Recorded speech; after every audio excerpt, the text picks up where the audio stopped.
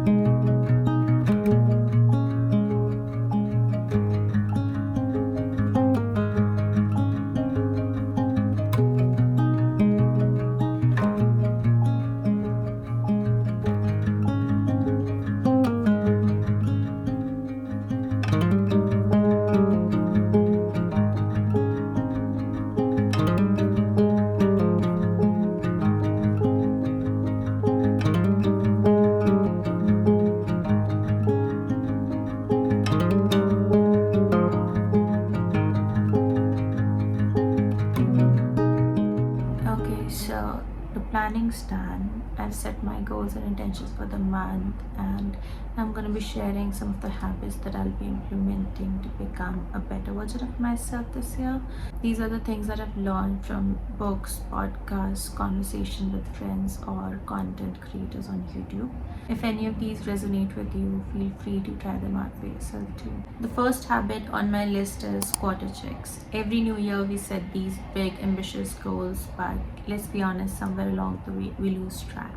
That's where quarter checks come in. Every 3 months, I'll take time to reflect on my goals. Are they still relevant? Am I making progress? Life changes constantly, so it's okay if what I wanted in January doesn't align with my priorities by June. For example, if I set a fitness goal at the start of the year and by March I realize that my schedule isn't working, so instead of feeling like I failed, I will change the approach. Quarterly reflections will help me stay aligned and adaptable. Next is 3 goals per month. Instead of overloading myself with too many goals at once, I'm focusing on just 3 goals per month. 2 reasons. Number 1, flexibility. It'll help me adjust in real time instead of waiting months to realize a goal isn't working. And second reason, simplicity.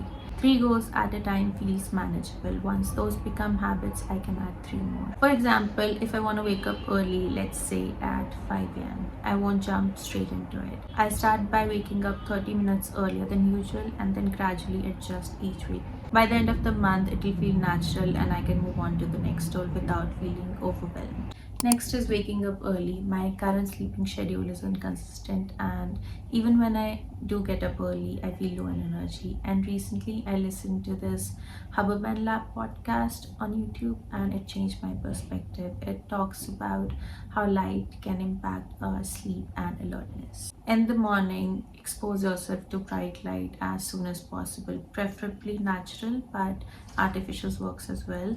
This can help regulate energy levels. But in the evening, limit the bright lights. Switch to warm dim light to signal your body that it's time to wind down. I've started small changes like opening up my curtains as soon as I wake up and sometimes stepping outside for a minute or two. That makes a huge difference. Next is no phone zones. I've also started implementing no phone zones, no phone an hour before bed and an hour after waking up. It was tough at first, but now I love how much more present and focused I feel. Also, my bathroom is officially a phone free zone.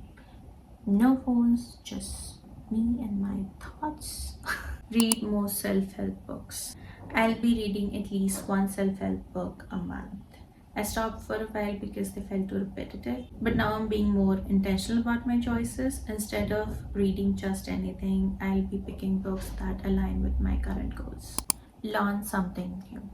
This year, I want to find a topic that excites me and dive deep into it. Whether it's through online courses, books, or documentaries, I'm dedicating time to learn and grow.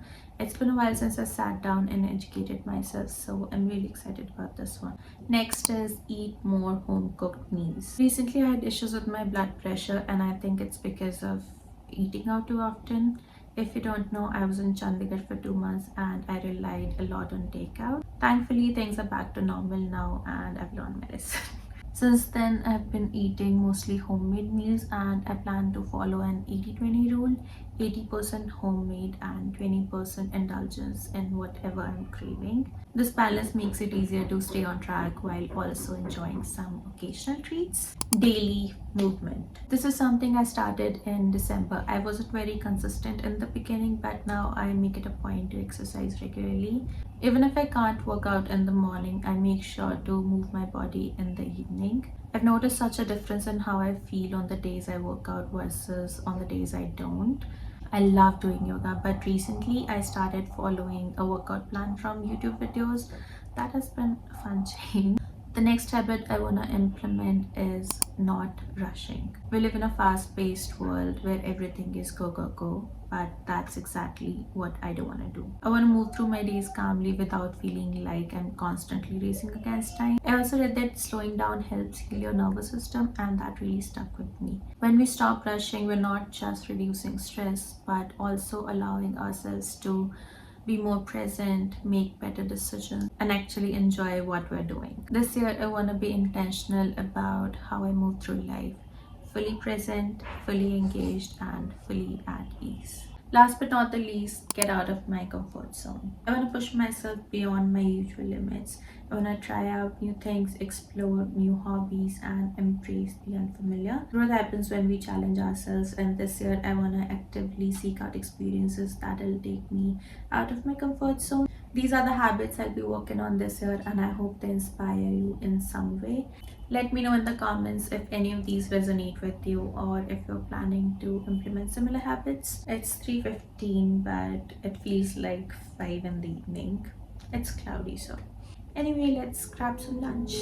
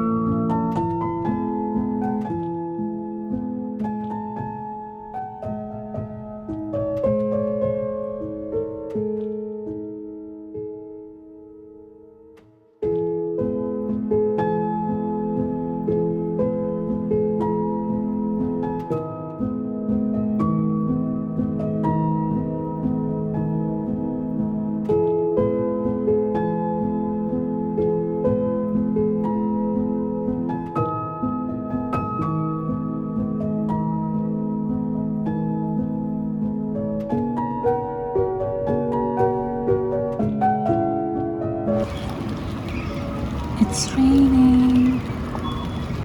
Now the reading time has become more cozy. Just what I needed.